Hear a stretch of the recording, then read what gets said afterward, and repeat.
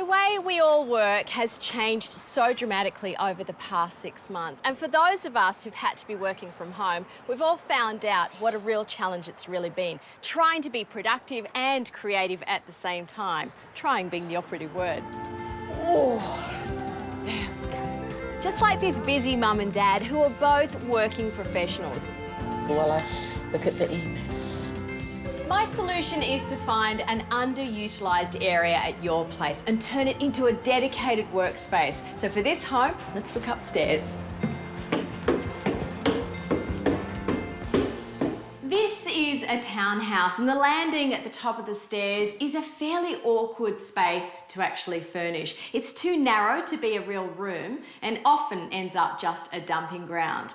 What is good about this area is the length of this wall. It's so huge I can turn it into a double workstation. So first things first, let's build them both a desk. It's safe to say we've all seen some pretty funny office setups. Everything from laptops on cardboard boxes to people hunched over the kitchen table. But honestly, you don't have to do that. If you don't have the wherewithal to actually have something quite fancy, you could do little more than take a couple of bedside tables and a plank of timber like this from the hardware, instant desk. You don't need any tools. Now, what's important to know if you're setting up a desk like this is to get the height right, because you really want to make sure you don't strain your neck. So what we did is we shopped around for bedside tables that were 700 high, and the bench top itself, well, that's 20 mil high. 720 overall, great height for a desk.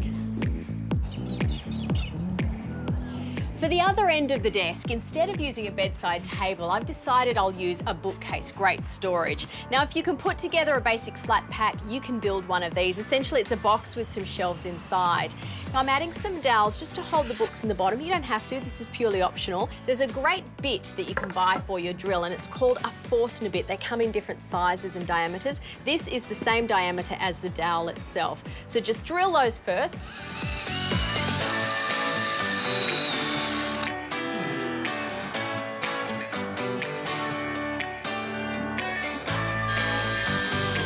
Before you get too excited and finish off the box itself, the dowels need to go in. So a dab of glue on either end, pop them in. Okay, finally for the last shelf, just a tiny bit of glue on the ends. Doesn't need much. Sit it in place.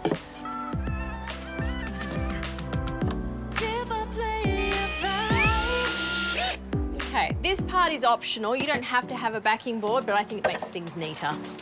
Seems like it's a new beginning, trying to make it feel right. Feels like the sky's descending, but I'm trying to make it feel right.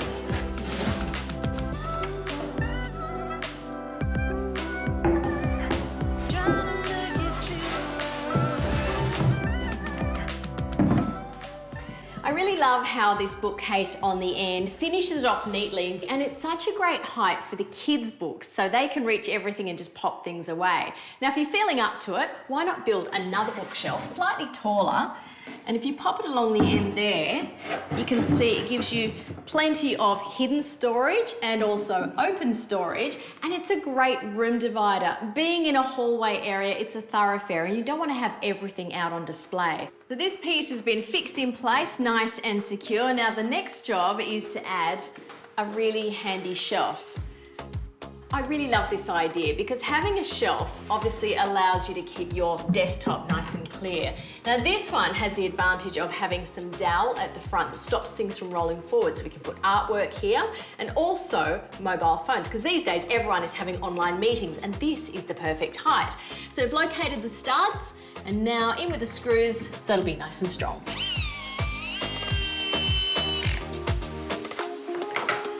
This little shelf, of course, is too narrow for books and files. So what we want to do is have a couple above just to take a lot of that load off the desk.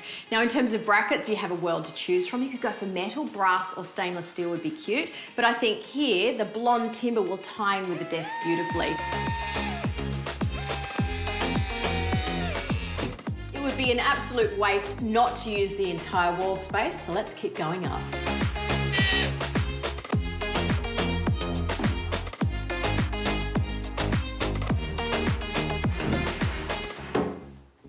To finish off this end panel and make it a useful interactive space, what we've got here is some acoustic board. You can buy this in different colours from Bunnings, cut it to size and just sit it in there.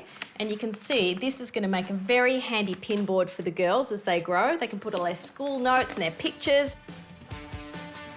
So the reason for the dowel in the bookcase, well, it makes the perfect little spot for the kids to pop their books and their toys and their pencils. They can easily grab them and put them away at night.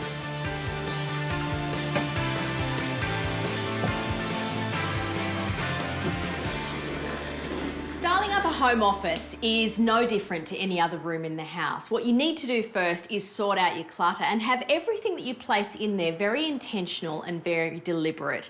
Things like books, just group like with like. You can see here some colours and sizes. Well, that always looks nice on a shelf. And plants are perfect in any room in the house. They bring freshness and lightness to the space. And instead of horrible old black plastic pots, go to the trouble of putting them into these nice vases and choose varieties that drape beautifully over the shelves. And do remember to water them every now and again. When you have a setup where you have two people working side by side, sometimes all you need are a couple of tall vases, some greenery from the garden to create your very own natural divider.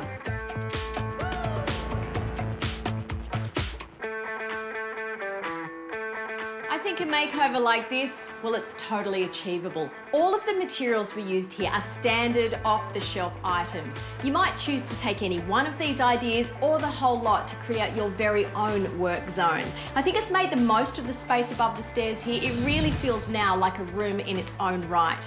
Mum and Dad, well, they're going to absolutely love working from here. And as those little girls grow, they'll learn to love it too. This is beautiful, just how working from home really should be.